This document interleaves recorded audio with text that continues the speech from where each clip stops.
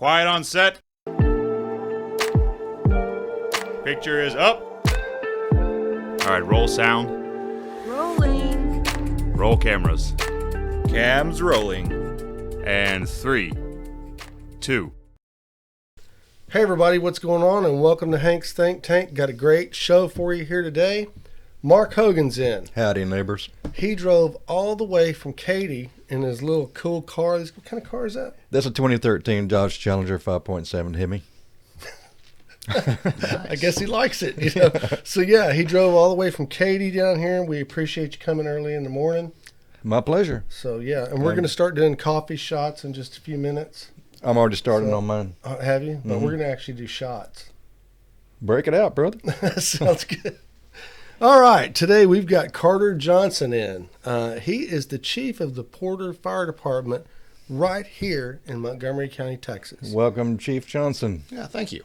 And it's also known as ESD6, which is the Emergency Services District. We'll get into all that later. But good to have you aboard, Carter. And you've been the chief for a long time now. How long has it been? Been the chief now for 10 years. 10 years. But you actually started with Porter Fire Department in 97, is that right? Correct. So I was a volunteer in Kingwood when Kingwood got annexed, and then a bunch of us came over to Porter, and I started off as a volunteer and then worked my way through volunteer to part-time to full-time to now where I am as the fire chief. Truly came up the ranks. Yes. Mm-hmm. I've got some great people. Cool. How many people do you have there? We've got 56 firemen, and we've got about 5 support staff. Man, that's a lot of people. It is. It's like any other corporation. 88% of our budget is payroll, and we have to worry about how do we make sure everybody can make a living doing their job. We got to worry about healthcare expenses. Healthcare expenses are a huge thing for us. Yeah. Retirement, putting food on the table. There you go. And y'all are on the county healthcare program, are you? Correct. So we're as an ESD, we have the only affiliation we have with the county is we turn in an audit every year, okay, and they pick our commissioners. But beyond that, that's really about all the help the county gives us. Wow. Yeah, that's kind of rough. It is.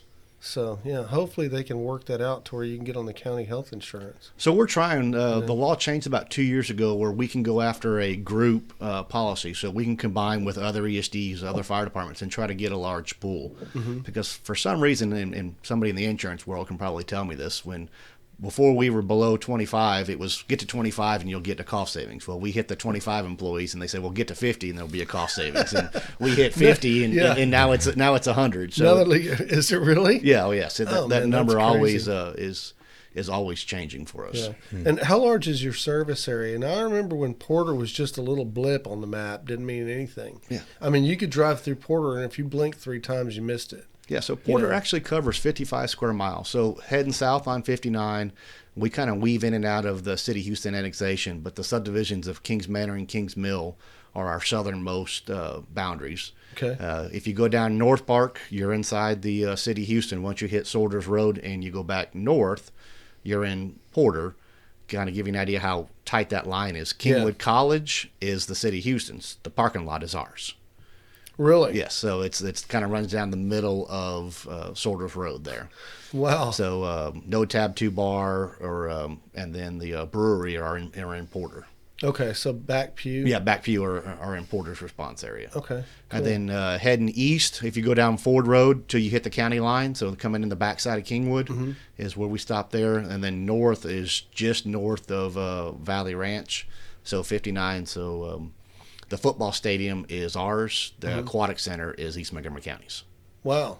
So it divides that right in half. Yes, it really does. Wow, that's crazy. And then out west, about Old Houston is the boundary. If you're driving down Old Houston, the right side is ours. The left side is ESD 8's, Candy Creek Fire Departments. Now, I know that you guys have an interlocal agreement with ESD 7.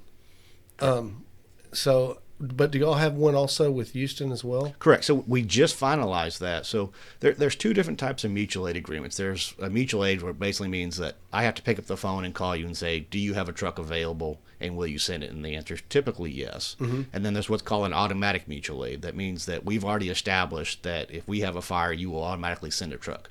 And we've had that here in the county for 20 plus years. Of if Porter had a fire, East Montgomery County, if they're in the next closest department, they would send over one of their trucks. And we just established that with Houston for the last 2 years. because within the last actually 2 months, we ran our first call with an automatic mutual aid agreement this month. So how's that meshing together? Pretty good? Well, I mean, there's always bugs to be worked out in any system, but it's working out. And I'm a firm believer that citizens don't care whose patch is on the side of the door. They want somebody to be able to handle an emergency in a timely manner. And if we're closer, then let us do it. And then if somebody else is close, then so be it. It Right. doesn't matter. Yeah. One of the nice things here in the county is we're dispatched by automatic vehicle locator. So we have a little GPS unit in all of our fire trucks. And the way it used to be is we would draw a circle on a map and say anything inside that circle is Porter's. Well, we might be on the far end of that circle, and East Montgomery County might be grocery shopping in Valley Ranch. Well, we would still get called even though we were 10 minutes away. Right. Now with the AVL, it looks for the closest fire truck. And if East Montgomery County is closer to a call here in Porter, then East Montgomery County takes the call, and then vice versa. Much more efficient, translate to better service. Exactly. And see, I thought AVLs were only set in police cars. I didn't know they were in fire trucks as well. Yes, we have them in most of our trucks. Wow, that's pretty cool. Yeah. So, and how many fire departments do you have in the area? So we have 3 fire stations that are actually manned. So I've got one on Loop 494, which is also our admin office. Right, still pretty new. Yeah. Yeah. 121, is that Yes, right? correct. When we say pretty new, it's 15 years old. Is it really? Yeah. So Time flies. it man. does. Wow. Yeah, and that's a training facility as well, Correct. isn't it? We have our burn building there. We have a 3-story burn building that we can go in there and burn hay, and then we have some other training props there. And then we have our station on Soldiers Road, and then we have our new station that we just opened within the last year and a half right there on 1314. Yeah, that's a good looking station. Yeah, and also now houses our fleet department. So we have a separate building in the back. We now have a vehicle service department. What we found out is trucks are waiting too long at vehicle services, so we decided to invest in the community and put our own mechanics in, so we can do our own. For the most part, we can probably tear an engine apart if we had to. We've had to put a new pump in a fire truck and been able to do that. They're certified to what's called an emergency vehicle technician certification, and we're starting to do a little bit of work for Rowdy's guys doing some emergency lighting.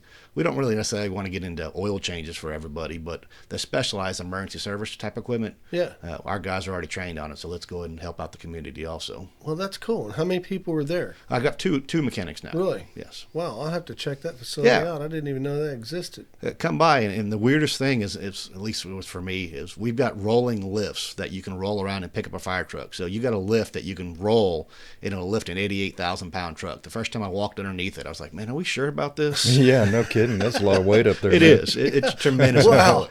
So that must be a pretty big garage then, huh? It's a 5-bay shop, and 3 bays are dedicated to the maintenance department, and 2 bays are dedicated to a warehouse. And what we found during previous disasters was when we needed pallets of water and MREs, we just didn't have a place to store it. Right. So when we built the warehouse/mechanic shop, we put in some pallet racks. So now I stock 2 pallets worth of MREs. I stock 2 pallets worth of water.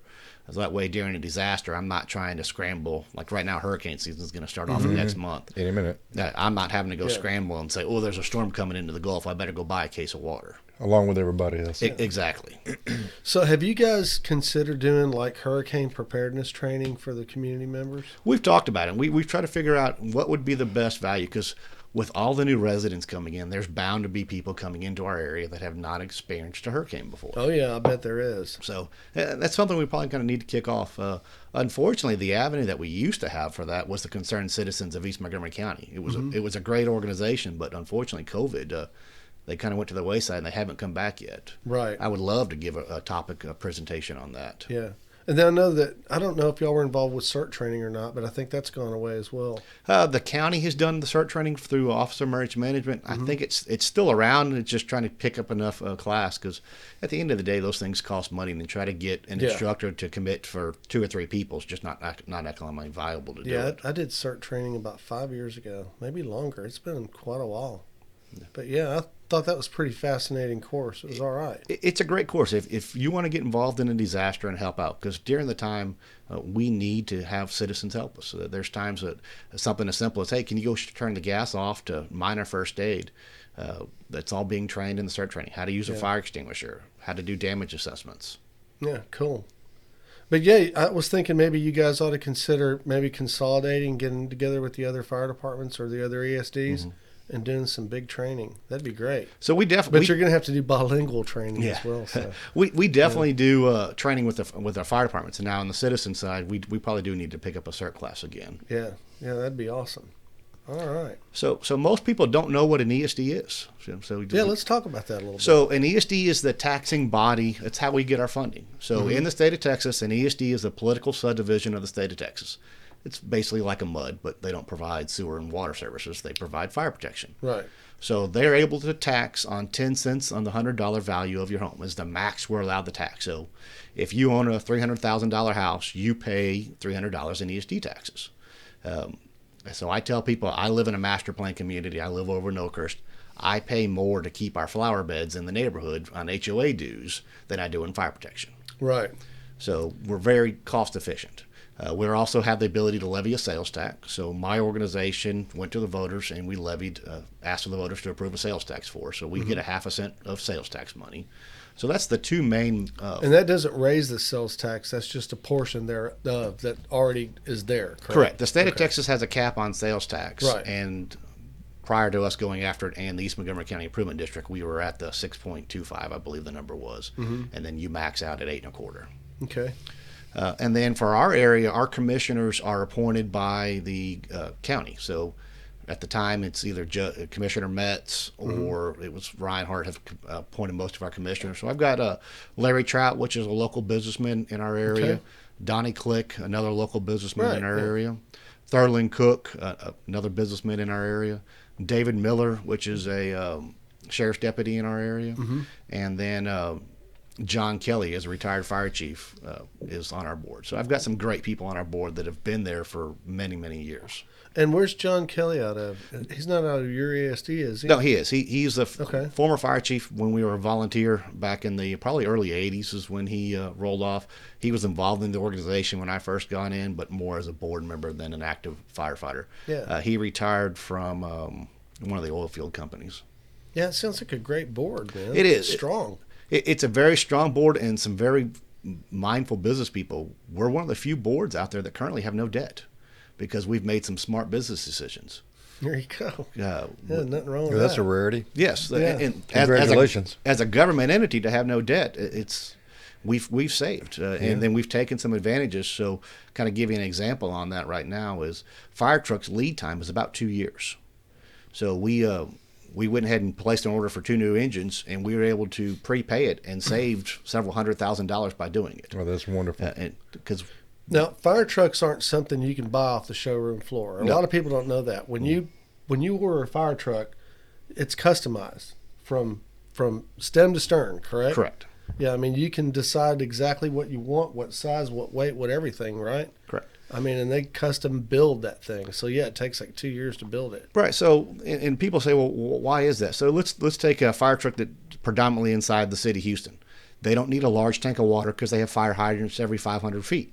You get out into our area or most of East Montgomery County, you have some neighborhoods that have fire hydrants every 500 feet, and then you have some neighborhoods that have no hydrants within 4 or 5 miles. So we need to be able to bring that water with us, or we buy specialty apparatus called a tanker, which hauls water. Its sole job is to haul water. So we'll put a folding tank on the ground, we'll dump 3,000 gallons of water, and that truck will leave to go get additional water. And the goal is hopefully we don't run out before that truck gets back or trucks like it. Wow. Because we typically flow on a standard residential fire, we'll flow about 250 gallons a minute per every hose we have on the ground. So if we start putting multiple hoses on the ground and start flowing that much water, our water usage skyrockets. So we've got to be able to find a good water source. Draft from a lake, a pond, somebody's swimming pool if we can, or a fire hydrant. So not just because you see one fire truck, that means you've seen one fire truck. They're all different. Yeah. Probably applies to ladders and height. Correct. Aspirations. Too. So a lot of people ask us this question is because we have a 100-foot ladder truck in Porter, and everybody asks, well, you don't have any 100-story buildings and 100-feet buildings in Porter. They're coming. Yeah, like I said, they're coming, but it's the setback. So let's take your standard apartment complex. Most of them are 3 stories. Most of them have a green space in front of it. So there's another 15 to 20 feet, and then they have the parking area. So I've got to be able to reach beyond the cars, beyond the green space, and now go vertical. So that's where the length is. It's more of length and reach than it is height. Okay. Eventually, Yeah, and that we'll makes have sense. we'll have the height issues, but today our tallest building is 3 stories. We got that Amenistaff building that if it ever caught on fire, we would go help Houston on, but that's the tallest building in the area today. And that's a 10, isn't it? The I believe Atlanta so. staff? Yeah, it's a big building. Yeah, we're going to have a lot more out here like that. It's just a matter of time. Yeah, Signorelli has told us if he could find a tenant for one, he would build a multi-story building in the area. I bet he would. Yes.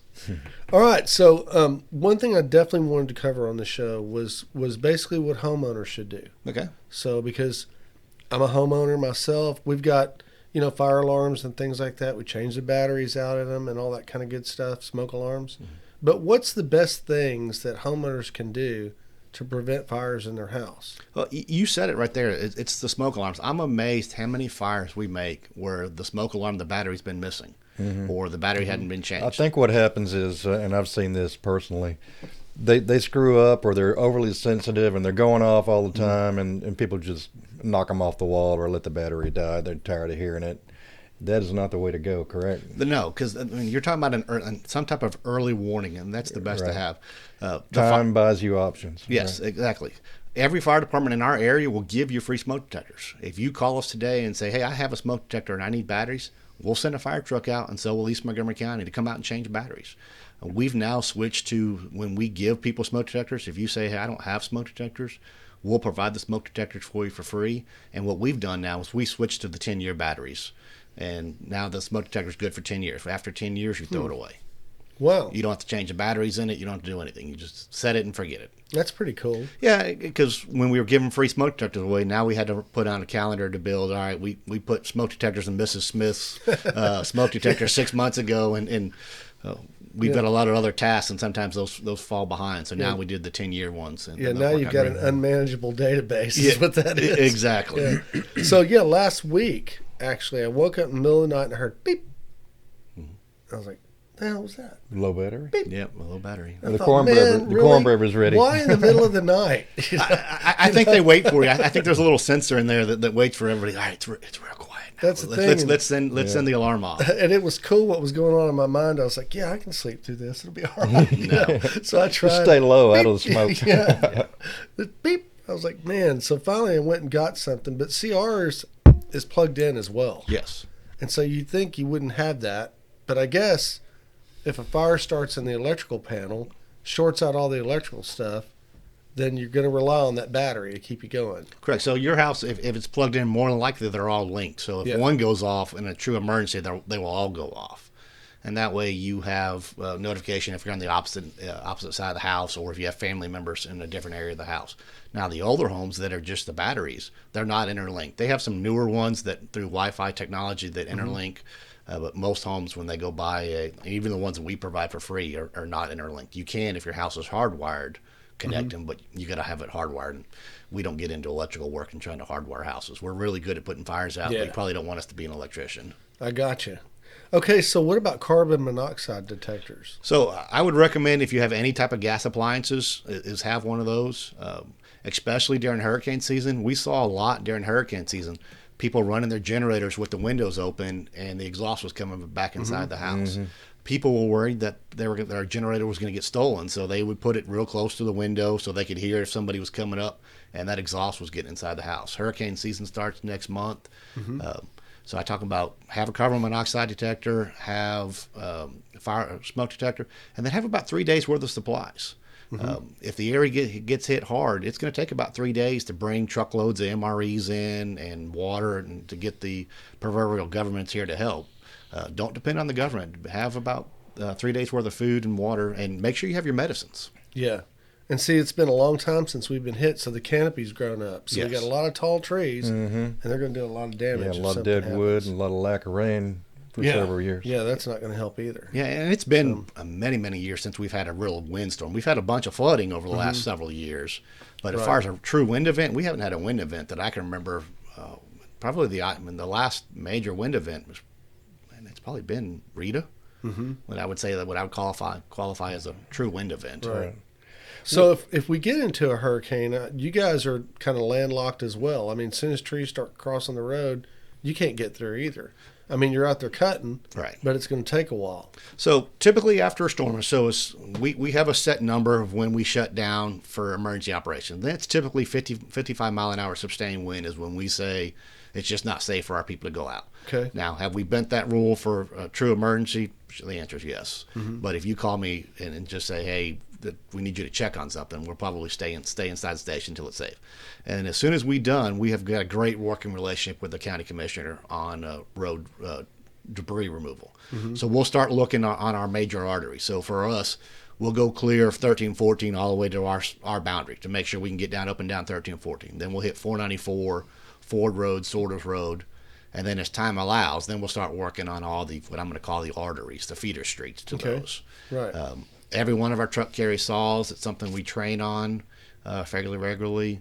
And then with the county commissioner coming in and bringing in heavy equipment, it works out pretty good. Cool. Okay. Yeah, it sounds like y'all got a great plan then. We try. So I had a question about the carbon monoxide detectors. Okay. I had somebody tell me that carbon monoxide is a gas or a whatever that kind of gets low. Right. And so you should always mount your detectors low in your house instead of on the ceiling. Is that true? So there's different styles. So I would recommend having both. Okay. So the one in my house is one that plugs into an outlet. Yeah, Oh, so cool. so it's low. Yeah, And so it's then about a foot up. Correct. And then we also have the dual smoke alarm CO detectors in the as the smoke alarms. So I've got them both. I think you're okay with either one. The key is have it. Don't get hooked up. Don't get concerned about it. It's this style detector. A lot of people will call us and say, because there's two major styles of smoke detectors.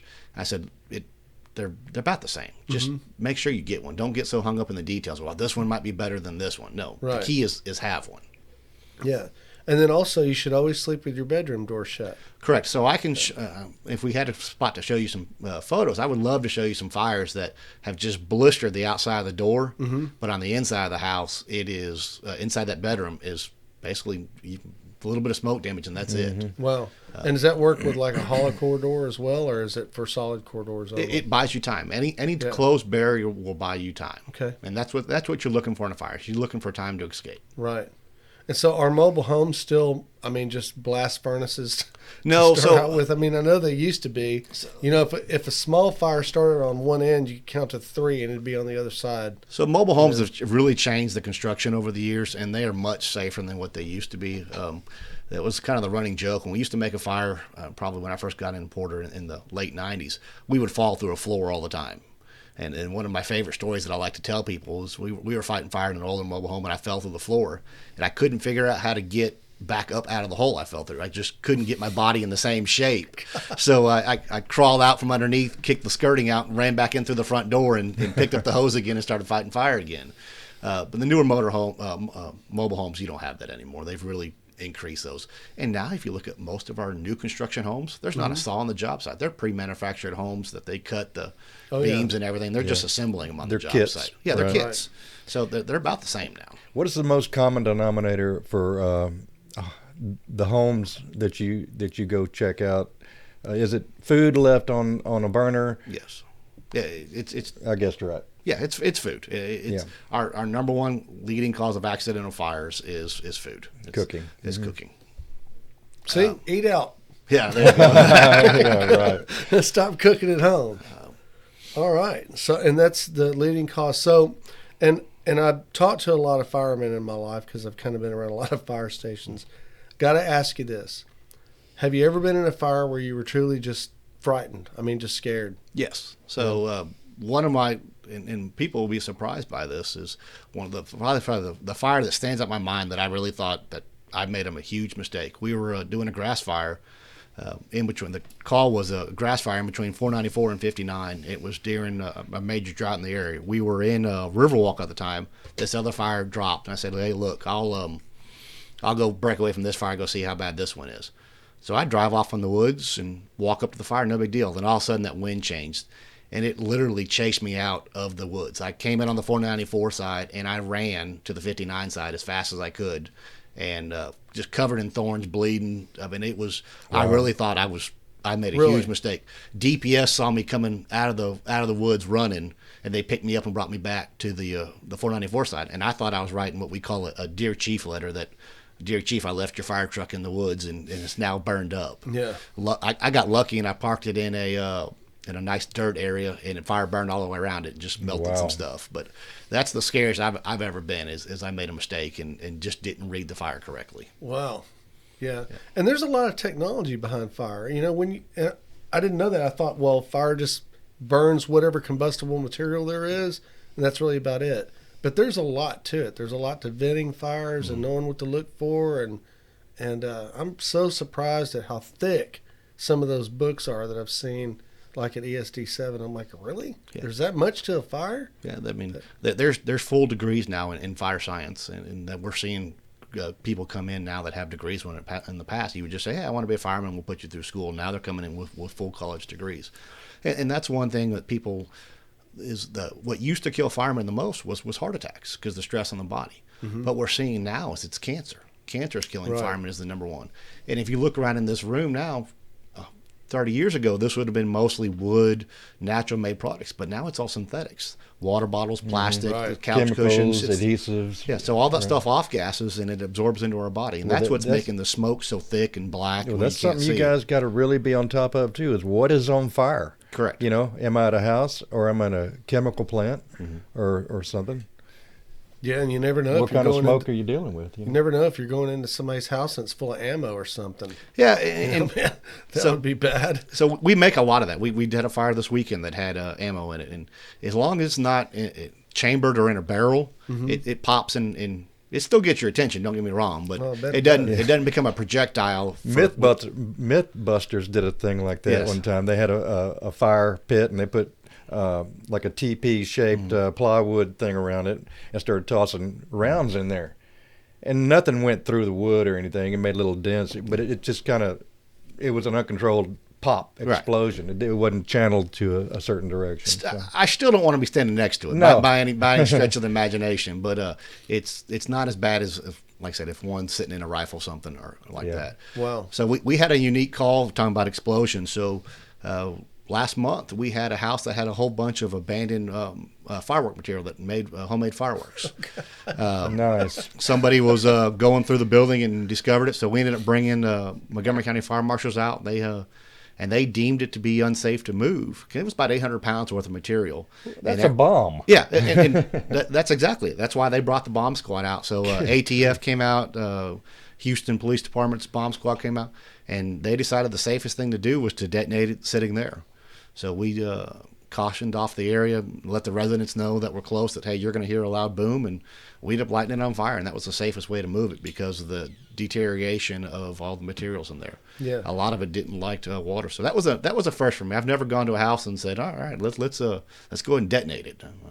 Okay, let's do it. And Call me next time you're going to do that. yeah, it's there's some pretty good We'll drone film it for the studio. yeah, there's some pretty good drone footage of it, and it did have a loud boom that people heard several miles away. But like I said, that's why I love the fire service, especially as an administrator. I'm sitting behind my desk, and the next minute I could be doing we're blowing up a house. Yeah. So There's so much to it than just rolling out to a house and getting the hoses going, man. No. You got confined space, you got possible explosions, chemical smoke. Yeah. A lot to think about. Yeah, there's a lot going on there, that's for sure. So, back to average homeowners again. So, is there anything that you can think of that stands out that homeowners should be aware of besides smoke alarms? Like, let's say I wake up in the middle of the night, smoke alarm hadn't gone off for one reason or another, but I realize there's a fire in the house. So talk with the family, have a centralized meeting spot. So if you've got kids in the house, it used to be go to the mailbox, but a lot of these neighborhoods now don't have a mailbox. So tell the kids, hey, we want to meet you back in at the tree in the front yard or at Mrs. Smith's, the neighbor next door's house. Have a centralized meeting spot. The two victims that come to mind in Porter recently over the years have people that have gone back inside their house after something. So once you go outside, nothing inside that house is worth your life. Obviously, if you got family members, then you give it your best shot and try. But the gentleman I'm thinking of right now went back in after his wallet. Well, we found him unconscious in the bedroom floor where he already came out once. And his wife was out there screaming that he was inside. Well, he went back in after his wallet. We'll get it, or it's not worth your life to worry about your wallet. Right. Is once you're outside, stay outside, and then have a fire extinguisher and have it where it's accessible. My dad used to tell me that a fire extinguisher also makes a great weapon. If you're an anti-gun person or don't think you want to use it, then squirt the burglar with the fire extinguisher and then bash him over the head with it. So a good dusting can maybe get you out of there. Yeah, right? so give it a chance to wasp spray. Yeah, wasp spray. Yeah. Anything like that works, but is habit. So, but a lot of people say, well, I've got a fire extinguisher, but it's in the pantry right next to the trash can that I just put the candles in. So have it where it's accessible, and more likely have more than one in two different locations. Right. So my house, I've got one in the kitchen because, like we said earlier, kitchen fires are where they are, and I've got one in the garage. We should think about your exits. Yes. And if this is blocked, where can I go? More than one choice for sure. Yeah, almost do fire drills, I guess, huh? So we still teach it. One of the nice things that we got when Kingwood got annexed is that when they dissolved, they gave Porter funds to buy an education trailer. So we've got looks like a travel trailer, but it's a mobile classroom. So inside that classroom, we can fit about 30 kids. We've got a TV, a fireplace, a stove, but in there we have a fake phone where they can dial 911, and we have an operator that sits there and does all the 911 questions. Well, that's cool. We can set smoke detectors on and off. We can pipe smoke in the room to teach them how to get low and go. We have a hot door so they can feel the door with their hand and it's warm to the touch. And then also you can make smoke come out the bottom of it, so we can teach them how to roll a towel up and shove it into the door so the smoke doesn't come out. It has an escape ladder on it, so they can practice going out a window and coming down the escape ladder. It's been a great teaching tool. Unfortunately, the last 2 years with COVID, we didn't really get a chance to bring it to the schools. Right. But now that that's diminished, we plan to get that back out and get it out there. We try to make it fun for the kids, and it's a big hit, and they're learning something at the same time. How many residential fires do y'all do a year, do you think, annually? It's probably...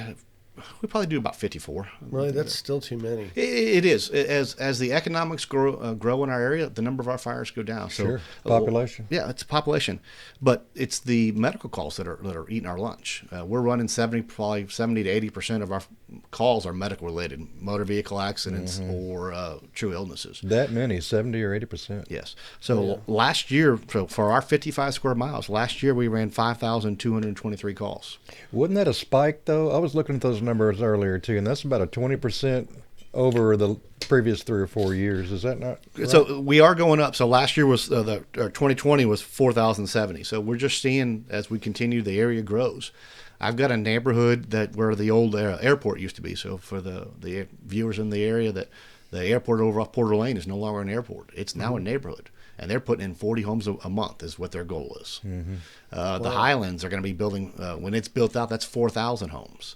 They're doing the same thing in Katy too. Yes. And I don't even measure it by acres anymore. It's like square miles. You just drive by flat sand with heavy equipment all over it. It's like, man, that was just woods last week, you know? They're doing it everywhere over there. Yeah, between the Grand Parkway and fuel prices, I figured you would phone this in with how expensive it is to get on this side I of the road. drive at my job, believe it or not. I don't know how long I can afford to work there anymore.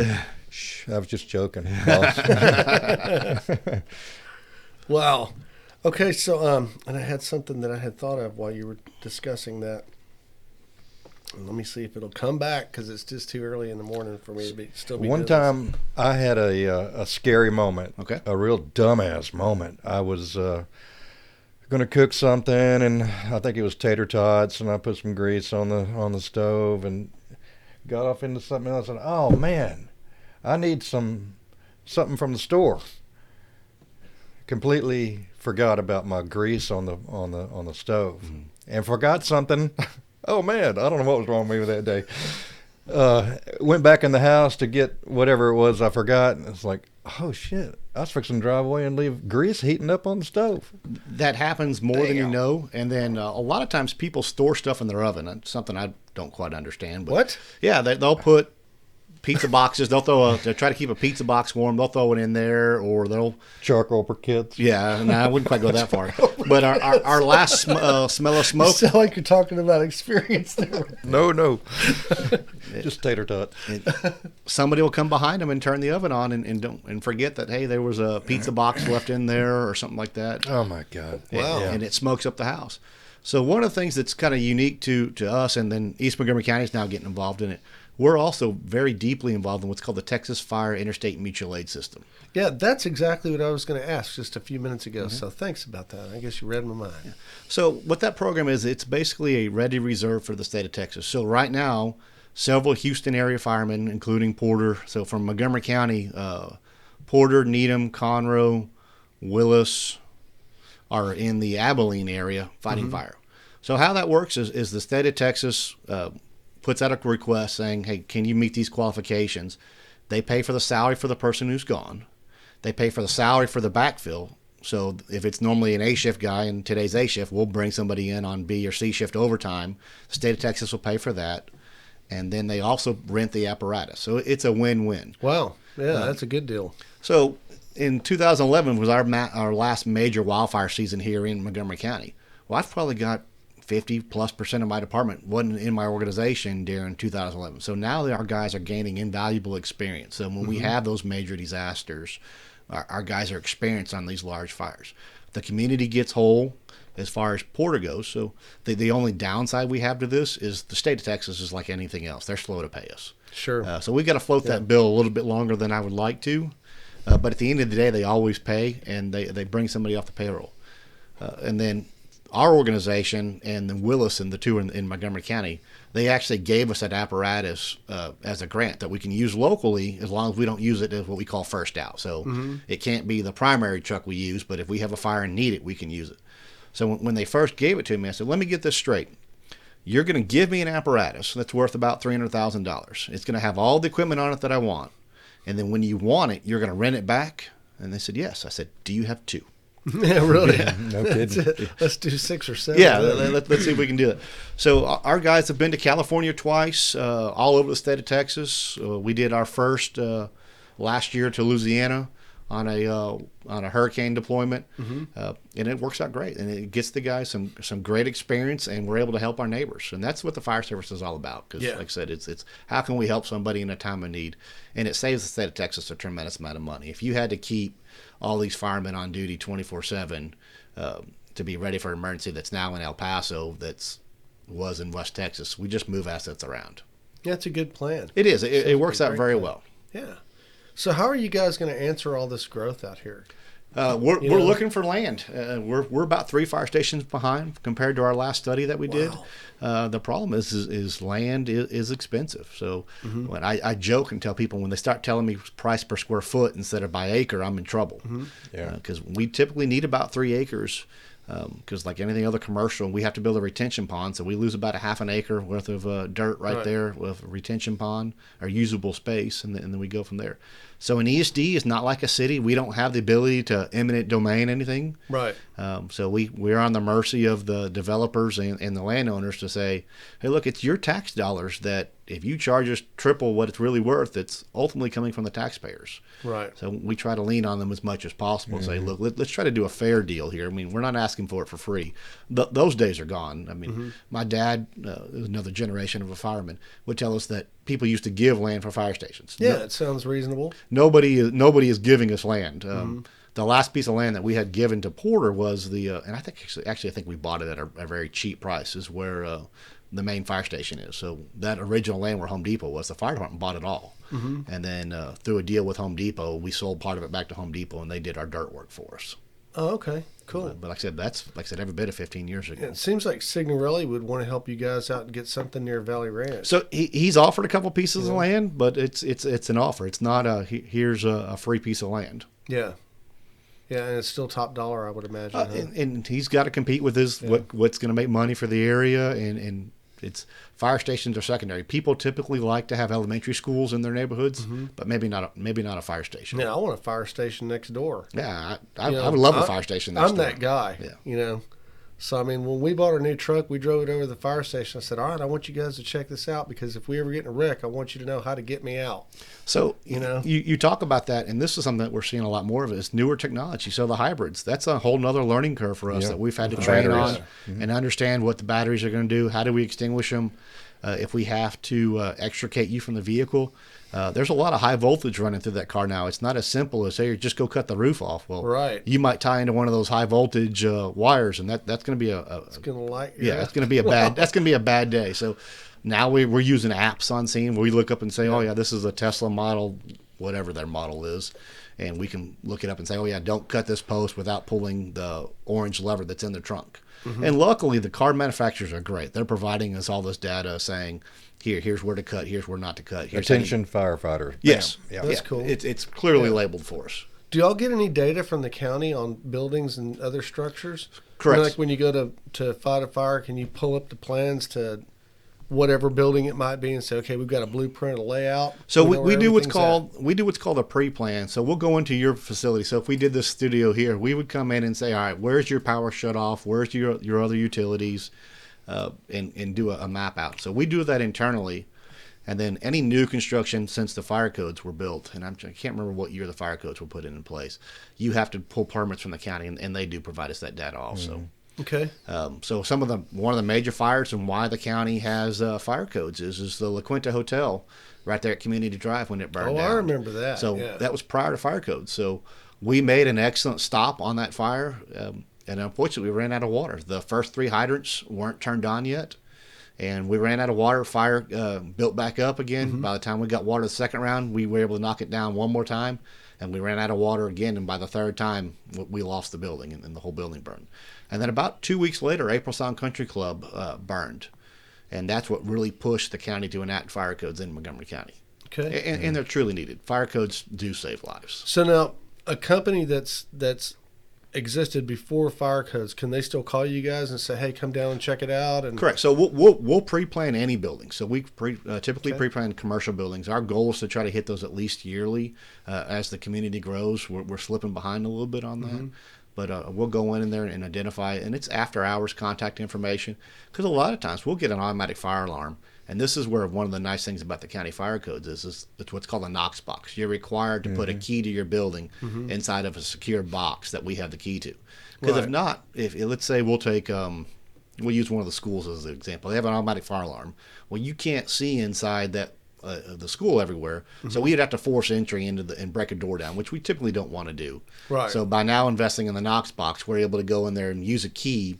We'll notify dispatch that we use the key to open it, and go in there and say, oh yeah, there's no emergency here, and lock the door without tearing up the building. well, that's good. Yeah, we've got that at all our buildings. I work in Houston. Okay. And keys, badges, whatever it takes to get in, Yeah, because, I mean, there's places that have, wrought iron fences all the way around, too. Bright And red access box control at the systems. entrance, and your FDC is clearly marked. It better be, Yeah, so that's one of the nice things. So in Montgomery County, all the gates for the emergencies are keyed to the same. So it doesn't matter if you're an ambulance or a police officer, whoever gets there first has the ability to open the box. But the buildings are actually only keyed to the fire department. So my keys don't work in East Montgomery County.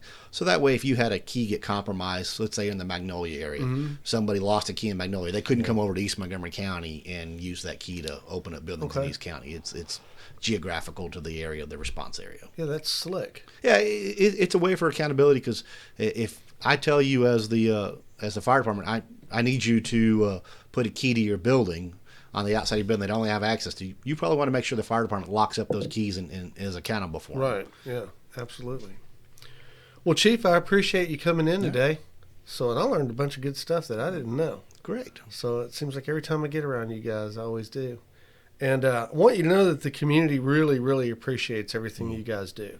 So I know you put your lives on the line, and you're the guys that run toward it instead of away from it. You'll see me go in the opposite direction. I'll be running away from it. So Like I said, I'm that guy. truly love my job, and we're very fortunate. We've got some great people that work for Porter Fire Department. It's the men and women that make up the organization. I'm just lucky enough to be the fire chief. There you go. Well, I think Porter Fire Department is lucky to have you. Yeah, thank you. Yeah, and you've got good community support, and the reason for that is because you guys know how to do it, and y'all have an excellent reputation. So anyway, we appreciate you coming in, and look forward to having you back on again when we have some new developments. Yeah, let's talk about it. Maybe after a major event, we'll come in and talk about it. Yeah, and maybe we could get together and talk about doing some hosting for some citizen training. I'd like to maybe host something like that. Yeah, and see if maybe we can get a couple of the ESDs together and just bring the community in and let them know what's going on, how they can protect themselves and in any kind of situation that might get bad. Yeah, let's do a hurricane. I mean, I think right now with the hurricane season coming, let's do a hurricane workshop. Let's talk about. I'd love to. What a supply kit looks like. That you need to have batteries, you need to have water, dog food. I mean, that was one of the things that we've adapted over the years. In the past, we used to. We didn't accommodate pets in shelters. When I first got in, it was, no, you leave your pet here. We don't have the ability to do that. And what we found out was people were staying because they didn't want to leave their pets. So now when we build a shelter, we're building a shelter for animals also and trying to logistically how to support that. Yeah, that's great. All right. Mark? Oh, crap. I think I left some tater tots on the oven. For Mark Hogan, I'm Hank Vatt. This is Hank's Think Tank, and we're out.